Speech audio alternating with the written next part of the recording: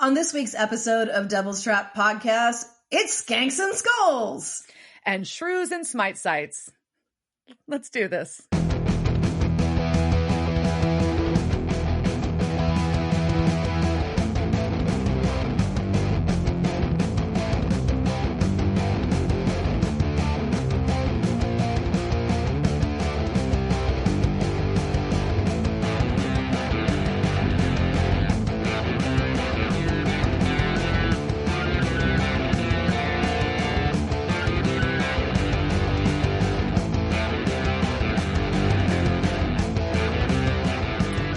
Welcome to this week's episode of Devil's Trap Podcast. I'm Diana. And I'm Liz. And we're going to talk season 11, episode 10, The Devil in the Details. It is. The Devil is sometime in the details. Sometime in Detail magazine, too. All the details. All the details. What have you been up to, Liz? You should go first, because mine is, you should go first. Hey, so yeah. So what have you been up to? Ta-da! No, I actually did a lot this weekend. We were supposed to discuss these things before. I know. We're on top of things. We are. I know. Terrible. It's like we've never done this before. Right. Not 300 and something times. Right? No, I had a very active few days. I went and saw a new Dallas punk band called The Gotten. I went and saw a known Dallas punk band called Noogie, who are great, and you've seen them. Mm-hmm. And they were awesome. And then I went to our friend's rum distillery pop up for National Rum Day to have some island getaway rum in a little tiki hideaway spot. And then saw Pinata Protest, and I saw Vandaliers, and then I went and saw Sarper Guven from 90 Day Fiancé do stand-up comedy. Fun. A few days. Yeah. So a lot of things. That's exciting. I'm tired. Yeah, I bet. Yeah, so what you got, Liz? So I haven't been doing anything here, but I am getting ready for this upcoming weekend, which is the Supernatural Convention in Austin. So I will be there Friday. Friday is the only day I will be there, probably. But I'm doing the meet and greet with Chad Lindbergh, so I'm going to stalk Ash, so that will be fun. Yes. And then, that panel that day, I think Elena's on a panel, and who else is? I think Brianna and Kim. Maybe Jim Beaver might be that day. I'm not sure. So I mean, it's just the first day of the con. So there's always a quiet day, but I kind of like that too. So it's less people, and sometimes like it's more people who are like there for like the true people, good. I feel like the weekend's a lot of people who just kind of wander in off the street. Like they were like, I saw in the Chronicle that there was going to be this Supernatural convention thing, and I thought I would check it out and thought it might be cool. And I think the ones that are on Friday are like, I forget what y'all's term is, but like just the people who are like y'all have the gold badges and shit, right. You're in it. You're in it. And this is not your first con. And you're like, so it's a different vibe. So. Well, I'm bummed I have to miss this year. Yeah, I'm very bummed you won't be there. I'm also very bummed that the meet and greet's at like fucking 10:45 in the morning. I honestly I would not have expected if I'd known. I just figured it was going to be in the evening because it's Chad Lindbergh. And right. I also could never figure out how to find the tickets for his ghost hunt because he's doing the badass ghost hunt Thursday night. Ooh. But I couldn't find where the tickets were were, and it's like $300. That's expensive ghost hunt for a ghost hunt. Like, sorry, man. Like, no. I'm sure like you get extra special stuff on your ghost hunt. He also is on like a ghost hunter show now. I forgot. Oh, ghost something. Ghost is in the title. I know that. And I know like some of the people, like I read some of the comments and some of them were not kind. Uh-oh. Well, I mean, I feel like ghost shows are a very specific genre. And people have expectations on those, and that audience is probably particular. Well, some of and the then you're probably getting audiences some of the audiences thought that some of the reactions may not have been genuine. Interesting. Yeah, so I mean, I intend to try and watch some of it before I sit, because before you have your meet and greet. Also, like, I'm sure other people will sign up. There weren't any other bids. Did we do one where there was just us before? I don't know. I was like, I don't. No, we thought there was going to be, though. Yeah, maybe that was it. And then I bet like And the then it gold. filled in I at bet the the end. gold people Oh. and the silver people then just get They to go should. to like whatever panels they want to go to. I think that's how that works. So I'm sure it will fill up, and it will not just be me and my friend sitting there as I awkwardly ask him about his mullets. So like, Hi. which was your favorite mullet? Are we best friends now? So we're going to talk about skanks. All right. So I have this. You want to do a podcast about skanks? So for context on that, if you did not know, Chad Lindbergh played Jesse in the first Fast and the Furious. And if you've not listened to these past episodes, I do have an obsession with the ladies who I will affectionately term the skanks, who are in all the Fast and the Furious episodes as like car hoes, and most of them are not that. Like, so I'm just fascinated with it by them and like their stories and who were real and who were real hoes, you know, like yeah. I gotta know. And he still goes to all that car shit, right? Like so I know like he knows the real car skanks, and like, yeah, I'm probably not going to ask him about his acting shit at all, am I? No, not at all. Womp womp. Yeah, the Mark Shepard ones were going like his meet and greet was going for like 300 each. Oh, wow. Yeah, the Jensen and Jared ones were like over 600. I'm not surprised. Yeah, not surprised. One day I'll splurge on one of those. Maybe like next year when we're like closing it, because we'll be closing this out. Actually, at least we'll be at 15 seasons. That's crazy. No, they're not coming in 2026. That's right. Oh, they're not doing Austin. We'll have to go somewhere. Yeah. We'll find someplace cool. Yeah.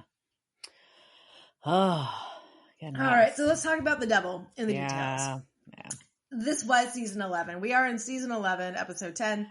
Mm-hmm. This first aired January 20th, 2016. It was directed by Thomas J. Wright, who we saw this season direct Baby. He also did the director commentary for that. So if you have the Blu-ray or DVDs, you can, and that way you get to watch the intros. Which is nice. My friend said that he still saw like The Road So Far on his shit. And I was like, maybe Netflix is just screwing with us because we watch it so much. I don't know. Stop helping us, Netflix. Yeah. This was written by Andrew Dabb, who this season did Form and Void, which was episode 2. Mm. And we're going to start off with Christmas at the Crowleys. Yeah, we get a very nostalgic, I gave very Christmas Story vibes, nostalgic Christmas scene with Crowley in like little kid pajamas, Rowena looking a little shell-shocked and not very happy, walking down the stairs with a blinking Rudolph nose and reindeer antler headband on. Yeah, I put my cat in those one year, and I had a really great video of her running around to that, and that's what Rowena reminds me of. So Crowley is unwrapping his presents, and he got a Sam. He did. He got a Funko Pop Sam. He got a Funko Pop Sam. And then Santa breaks in the front door. Oh my gosh, is Santa Satan? It is. It is. Santa's Santa. And he has a giant candy cane in his sack that he... Oh, man, this sounds dirty. And he pulls it out and he stabs Crowley. He did. He just pokes him right with that sharp stick, that big candy cane, even though Crowley was a good boy. And he gives Rowena shit for dreaming about Christmas. And she is like, this is more like a nightmare. These antlers do not come off. Which is hilarious.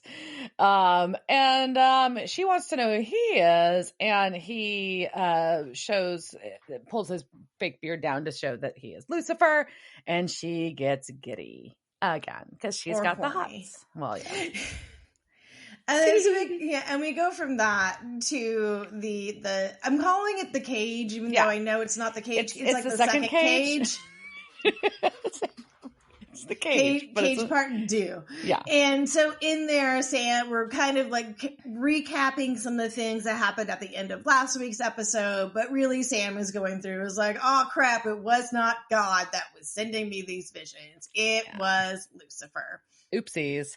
And apparently Rowena did as she was told. She was in on this and in on this plan because she's a groupie. She's a But Lucifer Rowena groupie. did something evil. I am so surprised. Right. Well, and Sam's like, well, it's all a waste because I know how this ends. I'm going to resist you. So, and then Dean's going to come save me. It's fine. Just you wait. My big brother is going to be here soon, and he's going to come, and he's going to kick your ass. So you just wait till my big brother gets home. Yeah, exactly. Lucifer's amused and is like, look, I have no interest in torturing you. That was so 5 years ago. But I'm also like, I'm going to make you an offer that you can't refuse. And at least here, like, we're getting, at least Sam is showing some faith in Dean. So at least that's kind of a nice thing that's happening. I'm like, okay, I'm good for this side of Sam. Yes. And for this Sam sort of sticking up for himself, being like, nah, like, we're not doing this again. Fuck you. Like, I'm going to say no. So why are we doing this? Yeah. And so, but I'm going to have to take my head boop anyways. So he's going to get his head booped. And it's interesting that that's the perspective. So Sam's like, have a spine. And now we're going to get a whole like episode, essentially, not to like jump ahead, of Lucifer trying to convince Sam that he doesn't have a spine by not being more decisive, AKA caving. So or basically calling him a chicken. Yeah. So through this, though, Lucifer's like, look, I've been going through all your memories. Like, fuck, I thought I had daddy issues. And which is always funny because he's Lucifer, you know, so Lucifer got, so we see teenage Sam. So this is a memory where we have stopped in the Rolodex of Sam's head. Teenage Sam with a girl. At a picnic table. And then we cut to Rowena and Crowley. And her hair and makeup are fucking so good in this scene. And I know you always commented it, so I'm going to beat you to it for once. That's fine. Because it stood out to me, and I made a big note about Chef's Kiss. She had like this green shadow. It's just, and her hair's piled up on top. It's just so good. Anyways. She's like, Crowley's threatening her, and she's like, whatever, this is hell. This belongs to Lucifer, and so do I. And he's like, well, how long? He wants to know how long she's been working for Lucifer. And she's like, oh, he came to me in a dream. So it's sexy. But Crowley's kind of like talking shit. And he's not impressed, but he's like, also, I'm bad, but Lucifer's way worse. Last time he was I'm going to stop you because he said it in a sexy way I would like have as a soundbite on my phone to go to sleep, because he's like, I'm a bad thing. He's a worse thing, but the I'm a bad thing was very good. Well, he explains that last time Lucifer was topside, he, aka on Earth or outside of the cage, he wanted death for fucking everything, including them in hell. So Lucifer bad. Yes. And she's like, he's changed. Like they all say. Well, and see, also Crowley had a point earlier too, which is something, and we'll come around to this with it. I really don't like the side of like whatever is happening with Rowena here, like the fangirly Lucifer thing, because Crowley was like, what happened to your girl power, like Mega Cup and shit, right? Yeah. And Rowena, you are a badass. So why the fuck are you letting Lucifer tell you what to do? He's right, you know, so, and why you're like, oh, he's going to defeat the darkness, ascend to heaven, and then I'm going to be his queen. Yeah. All right. So you're going to sit next to him. Okay. All right. So that's happening. And we're to go from there into baby. Yeah. Cause Dean's driving and he's trying to call Sam because he doesn't know that Sam is in Cage 2.0. Yeah. And we get a very funny voice. We get to hear a very funny voicemail where Sam did not record his own voicemail message. Dean recorded it for him. It's funny. And the message says Sam can't come to the phone because he is waxing everything. And then he tries to call Crowley and he gets a voicemail again. Yeah, and I think that number 666 has to get crank called all the time. I would not do that. But if you want to get a demon deal, you press 1. And if you want to report a sighting of that ginger whore, Rowena, then you press 2. Mm-hmm. I actually saw like a Scottish spelling of whore this week, and it was Hure, and it made me really happy. And that's how like Crowley should have said that there. It is. Because he's talking to Rowena. Anyways, so then the road in front of Dean gets all wavy gravy. Yeah, it's real wobbly. It would make me sick too because he pulled over and pukes then. No. Maybe that's why we're feeling bad. Are we feeling bad because we watched that? Both of us have felt kind of nauseous the past couple of days, and I think it's the wavy gravy of this episode. We'll blame that. There should have been a warning, like if you're going to get a seizure, like warning, you may get nauseous. Yeah.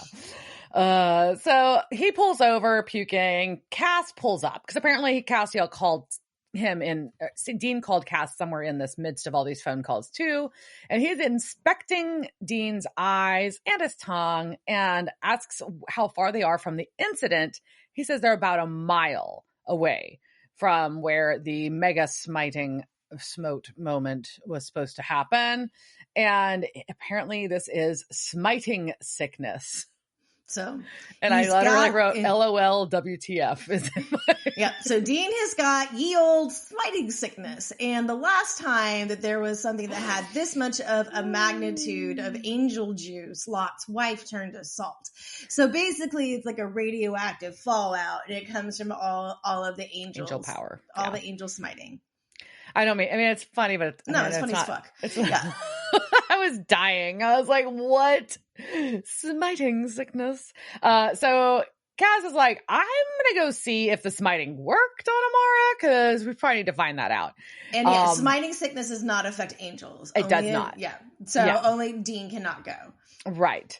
And so Dean is going to start looking for Sam again. But he stops and tells Cass that if he does find Amara dead, to bring out her body. And if she's if she's not dead, run. Why do you want her body, Dean? I don't know. It's real creepy, right? I don't like it. Don't. Why would you say that? That's that's so strange. Super sus.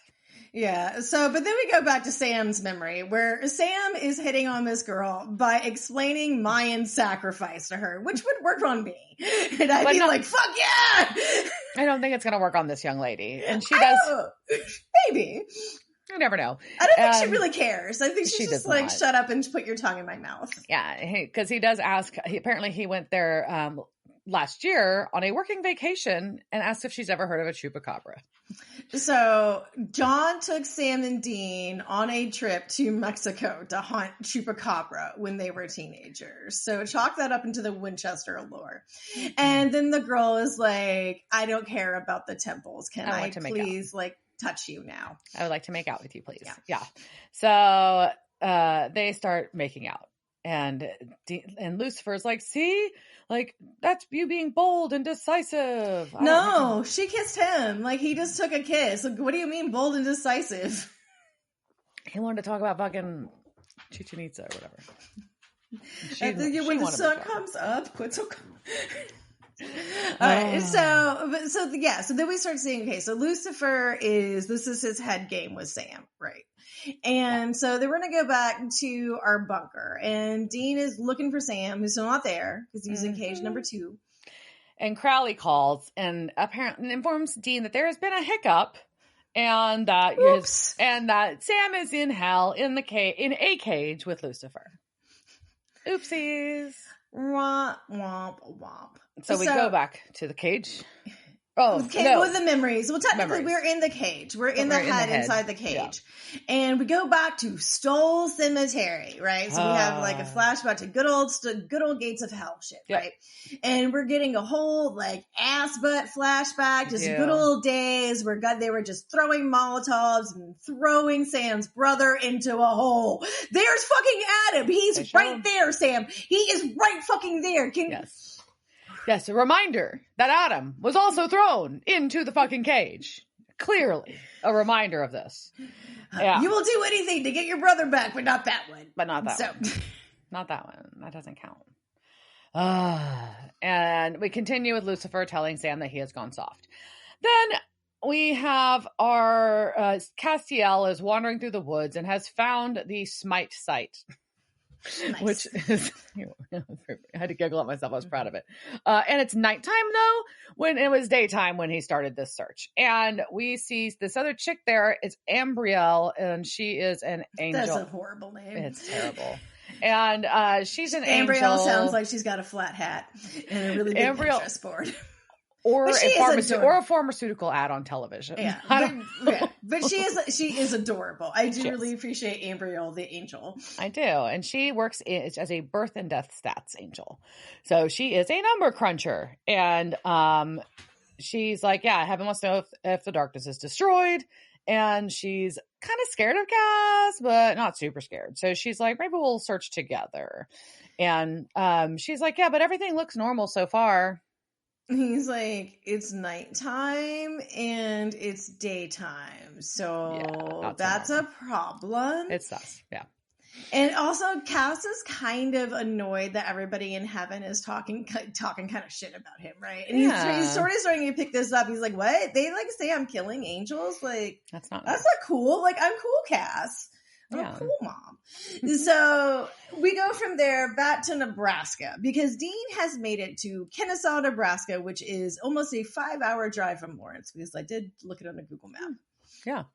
And he calls Cass and leaves a voicemail. And he's like, look, I know you're on a mission, but I need you in Nebraska because I'm going to hell. And he knocks on this metal door and this little slider opens and they ask for a password. And he doesn't want to do it. Like, no, password. Nope, they insist. And he has to sing a song. He has to sing Captain Ladies. Captain Ladies, yeah. So it's pretty funny. He sings it very begrudgingly, but it works and they let him in. And it's Billy. It's Billy. He thinks that she's a demon at first and then realizes that it's the Reaper Billy that he had heard about before. And he's like, wait, my brother said you wanted to kill us? And she's like, no, I don't want to kill you. I'm just going to make sure you fucking stay dead next time you die. That's just how it is. And so we, get some more of this. Like, this is the first time they're meeting, but we're getting kind of more of like, okay, Billy don't take no shit. Mm-hmm. And he's like, oh, you're working for Crowley? And she's like, no, bitch, I work with Crowley. I'm like, not for him. And she's like, here is a box of the limey. Yes. And so she gives him this giant wooden box, opens the doors and with these sigils on it, and sends Dean through. So he just goes down the stairwell to hell. Holding a big box. Which I would trip over and fall down those stairs. There's no way. Like, they're not even. And you have to use the handrail. You need a handrail. Yeah, especially those old, like, castle steps. Like, they're just, like, they're not even. Like, you want to think they are, and they're not an even space. Like, yeah. So, and that box is not balanced, and so it's going to be even harder. Yeah, and then you, like, would break it anyway. So we're going to go from there back to Termit, Texas, and fucking Amelia. Yeah. So we're going to have the next memory is Sam and Amelia and the dog. And they're discussing that really, really, really whole fucked up scenario about how she thought her dude was dead, but then he wasn't. That was real upsetting. And then Lucifer tells Sam that this was the worst thing Sam ever did by leaving Dean in purgatory for this chick and this dog. And Sam's like, but we promised we wouldn't look for each other. We were on a break. Like, it just, yes, Sam, we have heard this excuse from you before, right? Yes. You still have not owned up to the fact that you just told your brother, fuck you, die, basically. And Lucifer is just like, still like pushing on this button, right? Mm-hmm. And he's like just trying to manipulate him so hard. And he points out that like Dean even tried to talk you out of closing the gates of hell. Do you remember all this shit? Come on. And he's like, y'all would do anything to save each other. You even with the mark, you knew this would risk other people. Like, you always put that ahead of everything. So why would you not do that now? Why? And they, it's basically this, they always choose each other just over the greater good, no matter how bad the situation is or how much it'll hurt innocence. Well, and he's changed to that, right? And so Lucifer is playing on Sam's guilt, it's like a guilt loop, right? And it starts off with going like, okay, you're guilty because, and like, it's just, so you're guilty because you left Dean in purgatory. Mm-hmm. And you're guilty because you used to do anything for the greater good, but now you're so guilty because you left Dean in purgatory that now you're not doing anything for the greater good. You're only doing it to save your brother. Yeah. And then Sam's head explodes just like ours does. And you just tell Lucifer, shut the fuck up. But he does not. He's not. just like, comes back with a really good line. Because he's just like, look, man, if you want to win against the darkness, you got to be willing to die. You got to watch everyone you love die. And snapping necks and cashing checks is what I do. I almost died when he said that. I was like, did Lucifer just say snapping necks and cashing checks? What? He did. What? Yeah, it was pretty amazing. I mean, it's kind of awesome, and it's also absurd. It is absurd. Yeah. But Lucifer is really like, I feel like, and not just like Mark playing him, I feel like Lucifer, the character, is really getting kind of like some moments to shine in like his, just, I don't know, just his language and et cetera things here. Well, his personality and the level of manipulation, I think, really just is interesting to see. Yeah. But, so we get back to hell. Yes. And a butler is delivering tea to Rowena and Crowley. And they both say at the same time that they like honey and a splash of milk. And then Crowley's grossed out that they like the same thing. Yeah, and said it at exactly the same time. So he goes to vomit. Mm-hmm. Then we go back to the Smite site. Yes, where Cass is talking to Ambriel about how he really didn't want to be hated. And she's like, it's fine. We have a lot in common. Our names rhyme. We both look good in trench coats, and we're both expendable. He's like, what? What was that last one? She's like, I'm a number cruncher. You help Sam and Dean, but you're kind of a sidekick. So like, that's why you're here. Like, if you weren't expendable, you wouldn't be at the Smite site, right? I'm like, oh, Ambriel's like a little like too honest for her own good, but at least she's self-aware, I guess. I don't know. That's a lot. Ambriel doesn't have a filter, but that's okay, and that's why I like her, and I'm sad about what's going to happen to her. She's at peace with this situation. And Cass is like, I'm awkward now. I'll catch up with you later. So Dean has made his way down the stairs. He walked a lot of stairs. He made it down. He didn't fall, but we know he's got to go back up those. I don't know. That's a good question. But Crowley is waiting for him, knew he was coming. And he's like, look, I know that Lucifer needs Moose, so he's probably not killing him. But so we should focus on Rowena right this minute because we need her to slam Lucifer back in the big cage, the main cage first. And he opens this wooden box that Dean carefully carried down the stairs, and it has a witch catcher inside. Yes, something that looks spooky and scary. Yes. And we go from there back to the smiting, and poor Ambriel has found Amara. Yeah, and Amara looks dead, but she's not. We get a jump scare when she opens her eyes, because I definitely got jump scared. I don't know if most people would consider it one. and Castiel arrives at the scene just in time to watch Amara eat Ambriel's Grace, soul, being sucks her soul. Well, yeah, she sucks her whole, and she just says that she consumes her, right? And yes. Like she's consumed all of Ambriel, and as she does that, then we figure out all of this darkness that was around them the night was Amara, because it flows back into her, and then the sun comes out. Yeah, which is kind of cool. It is. That's kind of creepy. And when I want that to happen when I go to sleep. The darkness seep out around you and just make it dark. Yeah. Peaceful. Well, she recognizes Castiel and she's like, hey, I know you. By the way, I've already consumed Ambriel and including her Grace. So I'm going to make fun of your angel blade because I don't know what the fuck you think you're going to do with that though. Yeah, she's just like, what the fuck? Like, you just saw, like, all of heaven just tried to smite me, and, like, you got this little, like, pig sicker. Like, what are you doing? And she's like, I'm just gonna bat you around. And that's what she's just like. And she's like, yeah, throws him at a tree. And she's like, yeah, you are weak and expendable, and I'm not really sure why God was ever interested in you. But God always had terrible taste in men. Ooh. Fuck. God, it's brutal. Yeah, she's just burning things like right and left, and she's gonna make it work. So she's like, I'm not gonna kill you. I've got a job for you instead. And then she's like, I'm gonna flash my hand on you, and he disappears. Yeah. But she stumbles after he disappears. So there's some kind of damage was done here, or she's not at full strength. We know that. So we don't know if like the hand thing did that to her or just the smiting. She's just like kind of like weakened from that. But we go back from there back to Nebraska, where Billy is reading Death the Time of Your Life by Disappointing Man Neil Gaiman. And that's just what I'm going to call you, Disappointing Man. And then we go from there, and Cass pops in, and I had to see like when you type, and sometimes you like I accidentally capitalize the A, so it's like C capital A, and I was like, what the fuck is CA? Who is CA that's popping in? So Cass pops in. Cass, yes, he shows up. So we know that he's probably asking to go to hell also. In the meantime, in hell, Rowena is drinking her tea with her honey and splash of milk. She is, knows about Dean being there when Crowley enters, because she put a hex bag in Crowley's pocket and could listen in. Of course she did. Mm-hmm. And so Dean's like, yeah, it doesn't really matter anyways, so whatever. And Crowley's like, yeah, don't accept tea from someone who loathes you. Yeah, don't drink tea in hell.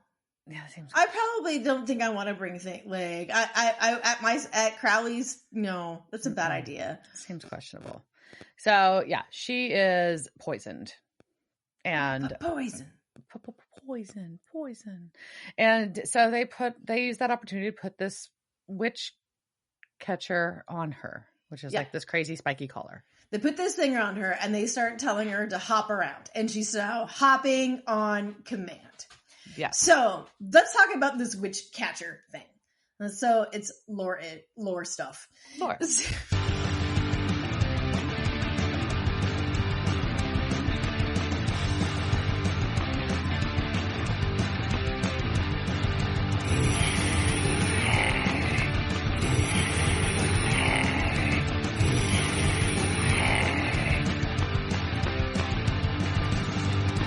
So as far as I know, the witch catcher is made up, but it does resemble some medieval torture devices, like the collar, which had spikes all around it going into your neck, so you couldn't lie down or eat, and eventually, you confess after that.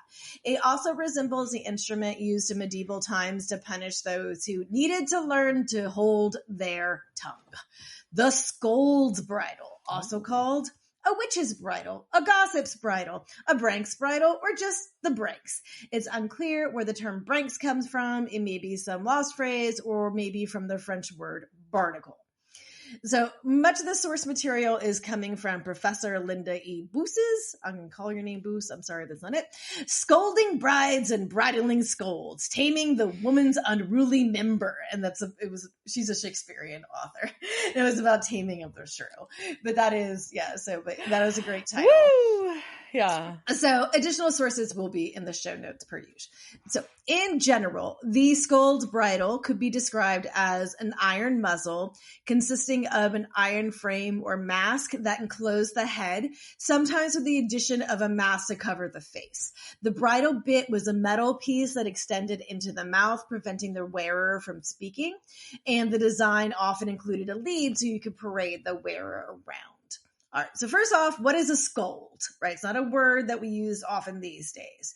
So Booth cites a 1675 legal summary, so I get a chance to use a weird English accent. So a scold in a legal sense is a troublesome and angry woman who by her brawling and wrangling against her neighbors doth break the public peace and beget, cherish, and increase public discord.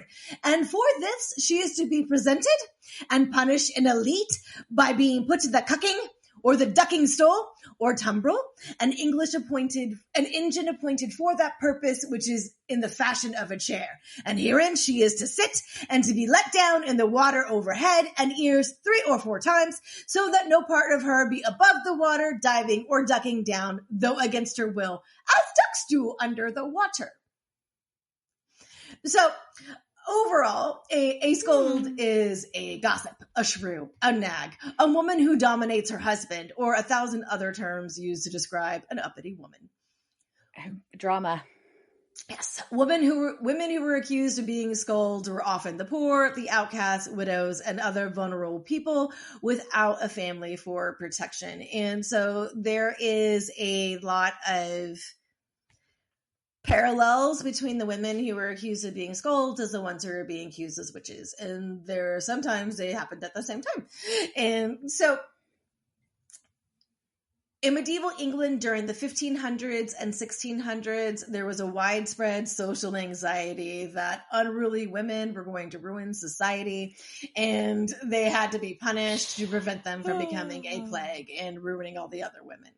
So in order to punish someone daring to break the public peace like this, they could, like as they said in the legal summary, they could be set on cucking or ducking stools, which, okay, some of the drawings of them kind of look like fun rides because they're just like you sit on these things and they fly you out in the water and then they like duck you down. I was like, wait! So, but so it's, you're probably under duress, so it was not the you're roller not really, coaster. It wasn't the water feature roller coaster that you think it is today. No, I'm just like, it's so hot. Can you dunk me again? So in order to punish somebody who was daring to be a scold for breaking the public peace, as what I described in the legal summary, they could be set on the cucking or the ducking stools, which are those basically the buckets that they throw you out into the river on, and it's supposed to be a bad time, but it sounds like fun. Yeah. But they could also be made to wear a shame mask, right? And so these masks could also... They do sound terrible. And they could be made, like, you could get creative though. So some places like had them represent what you were doing, right? So if you were nosy, the mask could have a long nose. If you were a gossip, it could have a long tongue. Some of them liked animal things. So if you were lazy, then the mask could look like a cow. If you were an eavesdropper, it could be a rabbit and have big ears. I mean, there's also still all the other parts that are like shoving things like metal spikes into you and things, but you could look like a cow. Yeah, so, it's like a craft project. Yeah, of metal that's used to torture somebody, but it's fun, right? So totally. So some of them could be like that. There is this pig one that looks like it's fucking bitching, and I was like, I don't kind of want to own one of these, but I don't. But I'm like, it's like, oh, these are evil. And also, I will say, just as these things, obviously, in modern times, get taken over for BDSM, fun times. Like people use, of course, because it's whatever people do whatever. So, correct. All right. So the following for this, we're going to go into kind of a detail of these, and this comes from the Victorian gentleman, Mr. T.N. Brushfield, a member of the Chester Archaeological Society in the county of Chester, and a medical superintendent of the Cheshire Lunatic Asylum, who presented a 2-part paper on obsolete punishments with particular reference to those of Cheshire, focusing on the bodily punishments given to women in the 16th and 17th century English villages. And this was published in 1868. So this dude, like the Victorian dudes also really get into studying things that were used to torture women. Yeah. And they really like writing about them. Because why? I don't know. Why were they writing about this shit? I don't know. So he describes some as contrived with hinge joints as to admit of being readily adapted to the head of the scold. It was generally supplied with several connecting staples so as to suit heads of different sizes, and then was secured by a padlock. Affixed to the inner portion of the hoop was a piece of metal, which when the instrument was properly fitted, pressed the tongue down and effectively branked or bridled it. The length of the mouthpiece or the gag varied from 1.5 to 3 inches. If more than 2.5 inches, the punishment would be much increased, as granting the instrument was fitted tight, and it would only arrest the action of the tongue. It would also create symptoms of sickness, more especially if the wearer got unruly. And it really reminds me of, like, I had this like mouth appliance that was supposed to stop, like, increase, like, bring my jaw forward when I was a kid. And because when I swallow, I thrust my tongue forward. Oh. They put these 2 metal prongs on it to discourage me from thrusting my tongue forward. I'm like, yeah, I'm just going to take the pain, and I would just like shove my tongue into the prong. Anyways, so the form of the gag was very diversified. The most simple being a mere flat piece of iron. In some, the extremity was turned upwards and others downwards. On many of the specimens, both surfaces were covered with rasp-like elevations. The instrument was generally painted and sometimes in different colors. And so the gag, though, was frequently red. The bridle used in the Manchester market to, quote, control the energetic tongues of some of the female stall keepers had alternating red and white cotton bands. So they made it look, that is the color of Manchester United, by the way. Like, if you... so like, what the fuck, Manchester? And this is like the 1500s. Like, y'all bitches are going, anyways. So the gag had a large rasp-like surface in that one, and that one had a chain that was 3 feet long attached to the front part of the horizontal hoop. So the gags commenced, like, they would also have like a bulbous thing that was covered in pins. There was terrible. Yeah, no, this is awful, right? And there was also a staple that was usually at the back part of the instrument, and that way you could attach that chain to it. And in towns around Cheshire, England, where this horny dude was, the bridle was passed from one city administration to the next. So each time there was like a new administration coming in, they're like, here's your bridle and your mace. Like, they would like, and they would go to the town jailer, right? And then in the houses, there was a hook that was fixed to the side of the stove area. So the husband could send for the jailer, and the jailer would bring the bridle, and then he would chain his wife up until she shut the fuck up. Yep. So the exact timings and like when like they started and when they ended is a bit hard to trace, as first of all, the use was never really sanctioned because it's fucking tortured. So it wasn't always entered into court documents when it was used. Also, it was used against women. So things against women are always recorded. And just, sometimes people just put a bridle on Peggy and just didn't write it down, right? The first time that someone mentions putting a bridle on a woman is Chaucer. Well, at least that's recorded. I'm sure like someone else I'm sure there's a dirty thing about putting a bridle on somebody somewhere. But so the earliest recorded reference that we know was Chaucer in the 1380s.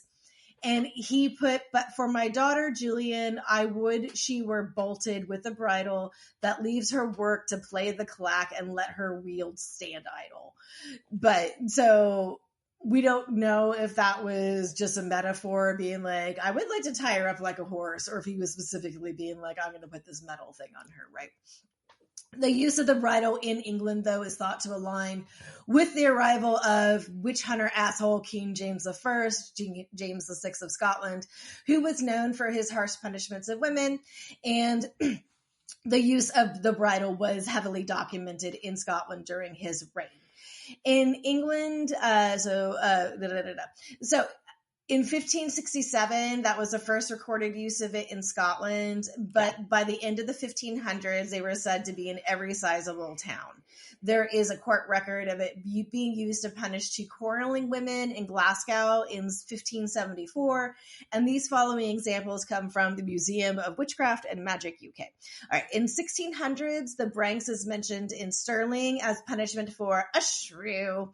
In 1655, Quaker women in Carlisle were led through the street with each an iron instrument of torture called a bridle on their hands to prevent their speaking the truth to the people. So they were being politically, they didn't listen. Yes, having been so exposed to the scorn and derision of the rabble, they were turned out of the city. In 1699, Cecily Pusel, a notorious scold in the workhouse, had to wear the branks in the street for a half an hour. You notorious scold. In 1741, Elizabeth, wife of George Holborn in Northumberland, was tied to the market cross for 2 hours for scandalous and appropriate language to several people. In 1789, that was used in Lichfield. A local farmer enclosed a woman's head to silence her clamorous tongue and led her round a field while boys and girls hooted at her. Nobody pitied her because she was very much disliked by her neighbors. Sorry. Yes, I know. It's so hard not to laugh at, like, we're like literally talking about the torture of women, but sometimes, yeah. So they also gave these examples. Not all women are good women. Sometimes you're like, well, so they did give the following examples where it was associated with witchcraft accusations. So in 1590, the accused Agnes Sampson, who was examined by King James himself, was fastened to the wall of her cell by a witch's bridle. And that one was described as an iron instrument with 4 sharp prongs forced into the mouth so that the 2 prongs pressed against the tongue and the other 2 against the cheeks. She was kept without sleep, thrown with a rope around her head, and only after these ordeals did she confess to the 53 indictments against her. And then she was strangled and burned as a witch. In 1661, there is the Bridle with the wretched victims of superstition were led to execution in Forfar in Scotland. In 1676 in West Yorkshire, there is a reference to one that was made of iron with a gag to fit in the mouth. And the records were also indicated that they could equip this one with a spiked collar to use that on the witches. Because you can't just have the gag for the witches, you also have to have the spikes, which is similar to what we're going to have today, right? And so shame, to increase the shame, because these are shame masks, right? The woman was used, again, sometimes it was a woman. She was paraded around town, and it was like festive and carnival because there was also nothing to do in medieval town. So it's like it's time to shame Peggy, and so there is a party. Yeah, you little bastards.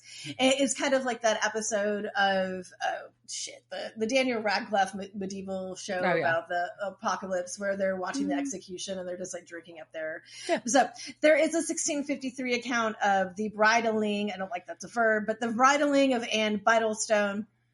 She was driven through the streets by an officer of the same corporation, so basically a police officer of Newcastle, holding a rope in his hand, the other end fastened to an engine called the branks, which is like a crown.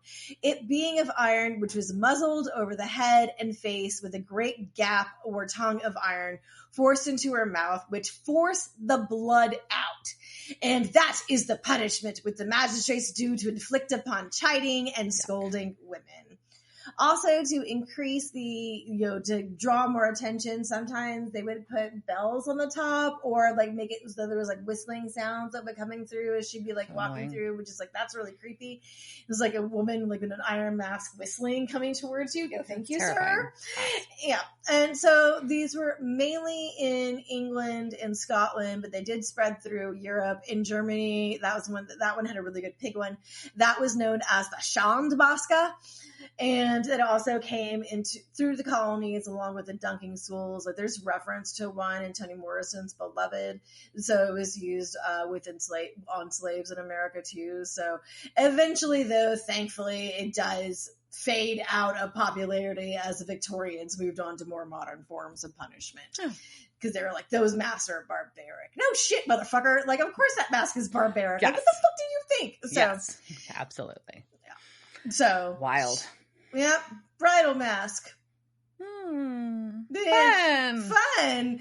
Who would have thought honestly, like, and we'll send you some of them are kind of cool looking, and I feel bad being like, oh no, why did you have to be creative? Right. And who's and somebody really enjoyed making that pig mask. Oh, clearly. All right, so we're gonna go back to our cage where Lucifer is still peer pressuring Sam. Yeah. And he's like, look, I can take my time, but the fucking world is ending, Sam. Come on. And he's like, look, Gabrielle's dead. Raphael's dead. The God's missing in action because he does made the cracks like he went out to get cigarettes. Deadbeat dad reference. Yeah. We've got, all these, Michael is usually sitting in the corner singing show tunes and touching himself. That's Adam. Yeah. That's Adam. So we get a reference to him. Or did they split? We don't know. We don't know what happens. Like while they're down there, did they split into two? So, And so Sam's like, wait, so you're the only option. And Lucifer's like, yeah, I'm not a good guy, but the darkness is the end of everything and we can beat her. And Sam says, no, thank you. Yeah, he's like, no. And Dean, Crowley, and Rowena are now working on a spell. Well, Rowena's working on a spell at the instruction of Dean and Crowley, because they want to be able to slam Lucifer back into his main cage. And it will work unless Sam says yes before they do it. So, because if Lucifer gets into a vessel that is going to anchor him to the earth, then Cass comes stumbling in, and we get to see what the glowy hand thing did. Yeah, it is terrifying. It says, "I am coming," in giant burned letters in his chest. It's upsetting. I don't. I'm just a 15-year-old boy, and I'm just like, you wrote "I'm coming" on Cass. For real. Oh my gosh. Well, yeah. Is that a threat or a promise? So Sam is insisting to Lucifer in the Cage 2.0 that it's going to be a no forever. You almost had me convinced, but no. And this, what are you going to do? Last time it took Lucifer, archangels, and God to put darkness into wherever y'all had her before. And what the fuck? I mean, you think you can do it by yourself now? And even if you are able to, what next? You're going to bring the fucking apocalypse because you'll be free? No, fuck all this. And what are you going to do even if you manage to gank her? And Lucifer says he's going to move to LA and solve crimes, which is a direct joke on the other Lucifer. Yes. It is. It's a good one. It's a good reference. So either way, Sam's like, it doesn't matter if you win or the darkness wins. Everybody else loses then. So maybe I'm not sure about myself, but I have faith in my friends and my family, and we're going to find a fucking way. I'm ready to die or watch people die, but I'm not ready to be your bitch. Boom! Ooh. Oh shit. So Lucifer's like, fine, plan B, and he starts beating the shit out of Sam. Like, that didn't work. So, but that sends Dean and Cass running because they can hear Sam screaming, and Crowley's like, no, don't do that. But Dean calls Lucifer Aspet, which is funny. But and Lucifer snaps them into the cage with them. So now Sam, Dean, Castiel, and Lucifer are all in cage. It's a cage match. It is a cage match. Castiel's got his angel blade still. And Lucifer snaps again, and we get some music. We get Heaven Must Be Missing an Angel by the Tavares playing. So Lucifer is just going to make the rounds, beating the shit out of everybody as he continues to insist that he can beat the darkness too. And he's also not just saying that to Sam. Now he's also saying this to Cass. And he's telling Cass that Sam and Dean are just apes. But Dean's like, yo, Sam, like, we don't have to win here. We just gotta last. Like a few minutes. That's all we gotta do. And Rowena's lighting candles. But nobody tells Cass this. Yeah, you'd think he would have caught on. Communicate.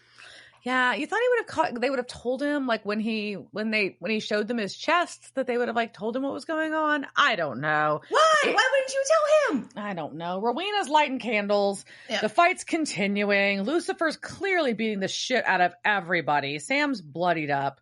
And he's choking Dean out now and is telling Sam that he's got to say yes or he's going to kill Dean. As this is happening, Rowena's like slicing her hand open and putting blood in the spell and spitting in the other hand and just doing this incantation. Everywhere. Yeah, like the body fluid cleanup kit is in the closet anyways. And so this is all happening. And then Dean is able to escape. Castiel has now got Lucifer's attention. And Lucifer's about to kill Castiel. And Rowena claps, flames everywhere, and Lucifer's gone. Flames coming out of so now, like, Lucifer's gone, and the boys and Cass go back to Rowena and Crowley. Mm-hmm. And Rowena just wants to thank you, and Dean's like, bite me. And Crowley's like, well, I can make her do that. Yeah, and Crowley's like, this was fun and all, but I don't want to team up anymore. This has been horrible. And so Sam and Dean and Cass are up in the alley where they came to hell from. And Sam and Dean are like, hey, do you need a ride, Cass? We're going to go, go ahead and get back to things. And Sam's like, Sam's a little worried about Castiel here. And Castiel's like, no, I'll be fine. I'll figure it out. Yeah. And they're like, and so they're like, all right. So they get into baby and they talk, and Dean's just kind of reiterating the whole like darkness and the devil on earth at the same time. That would just be awful. We don't want to handle that. And so we go back to hell, where Rowena is massaging Crowley's temples, who wants to know why she hates him. And we get some super powerful like Rowena stuff coming out of this. Ew. And she's like, man, like every time I look in your eyes, I see the woman who I was before magic and before the coven. Mm-hmm. I see the pale skinned Tanner's daughter who smelled of filth and death. And when you were born, your father, who said he loved me, went back to his fucking wife and his grand house, left her there on a mat, just like bleeding between her legs. And she hates him because if she didn't hate him, she would love him, and love is a weakness, and she's never going to be weak again. Damn. Woo! But what do you do with fucking Lucifer? So, yeah, right. A door slams and Castiel is there. But is it Castiel? It's not, because he winks, and it's Lucifer Castiel. I got to look up what his fucking name was. It's Cassifer, Lucicas. Cassifer probably sounds Luciel. right. Lucille, I don't know. But either way, I am going to gold star right here because immediately as a viewer of the show, you know this is not Castiel. You know that this expression immediately is a Lucifer expression. Yeah, Misha knocks us out of the park. Like, he does totally. such a great job. So good. And so we get a flashback back to Cage 2.0 where there is the fight going on. And in it, there's a brief moment where Castiel asks Lucifer if he can really beat the darkness. And Lucifer says yes. So Castiel said yes to Lucifer. Woo! So Lucifer's back. Lucifer's back. He flings Crowley. He frees Rowena from her collar. And he pretends like he's going to kiss her. He gets a little fake out. And she is just smitten kitten with Lucifer. But he wants to know if anyone else other than her can open the cage. And she's like, no, just me. And he snaps her fucking neck. Never gave you power over. No. And so now it's just Cassifer and Crowley. Luciel. And he wants to chat. And then it ends. That's it. What the fuck? All right. So I know you can tell us who Ambrielle is. Casting couch. It's the casting couch. Were they on that show that time with that guy? La la la la la la la. Yes. So on our cast note, let me see. We've got Ambrielle was played by Valerie Tien. She's been in episodes of Arrow, 100, Bates Motel, handful of episodes of iZombie and Magicians, both. She was an elf in the Santa Claus 2. She was an X-Kid in X2, X-Men United. She plays Sue Chin in Juno. She's Chastity in Jennifer's Body and Burns in 21 Jump Street. Fun. Yeah. I liked her. I'm sad she did. Right. There we go. Not really a lot. I don't know. It's just stop killing the cool good people. vibes. Good vibes. Yeah. Yeah. So WTF. I was very shocked by this episode. I'm not gonna lie. It got me. I was surprised. Yeah, the whole cast. Like, yes. being about. And also, like, is it because everybody wore him down and made him feel like a bitch that everybody hated all episode? I think so. Yeah, I think part of that is, the mind game. Well, Cass, still wanting to make up for all, like, he still feels guilty for all the times that he's fucked up because it's been a lot. It has. But so the whole Cass being a vessel, like, so are we now in the 3-way again? Is he a double vessel? Yeah. Because I think we've had that happen before. Like, I like think when so. Crowley is like, didn't like we've had like the triple thing happen. So, but there's a thruple situation happening here. But there's no Jimmy, right? Because that Jimmy's was burnt long up. gone. So it's just a shell. So I guess it is just, it's not a thruple. It's just the two of them. Just the two of us. We can Yep. make it if we... Yep. And then Anyway, we got, so yeah, I mean, at least Sam's not in hell. Yeah, I guess that's good. But now Lucifer's up and about in an angel body that they don't know about. Yeah. So Lucifer's out. We didn't see Adam except in the flashback. Just in the flashback. We don't know if Michael. We don't know on this trip. Sorry, no, we don't know if Michael and Adam are separated or not. This is just like Adam's just sitting there going, "Oh man, they're coming to get Lucifer out of the cage. Like, fuck yeah, this is my time. Like, they're gonna get me, you assholes."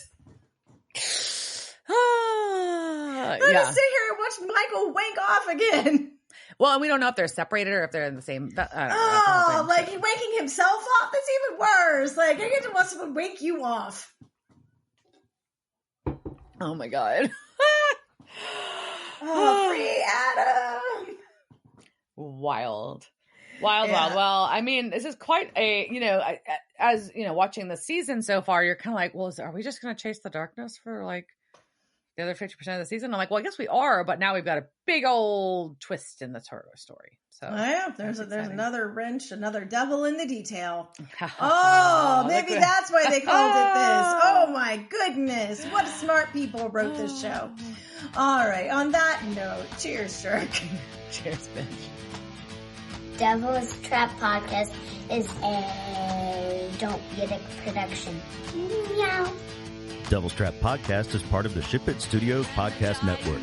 Thanks for listening to this week's episode of Devil's Trap Podcast. You can follow us on Instagram at Devil's Trap Podcast, Twitter at Devil's Trap Pod, or you can email us at devilstrap@devilstrappodcast.com. Don't forget to subscribe, leave reviews, and share with all your friends. We're at all your favorite podcast outlets and at devilstrappodcast.com. I'm Babe. Thanks for tuning in, and we'll see you next time.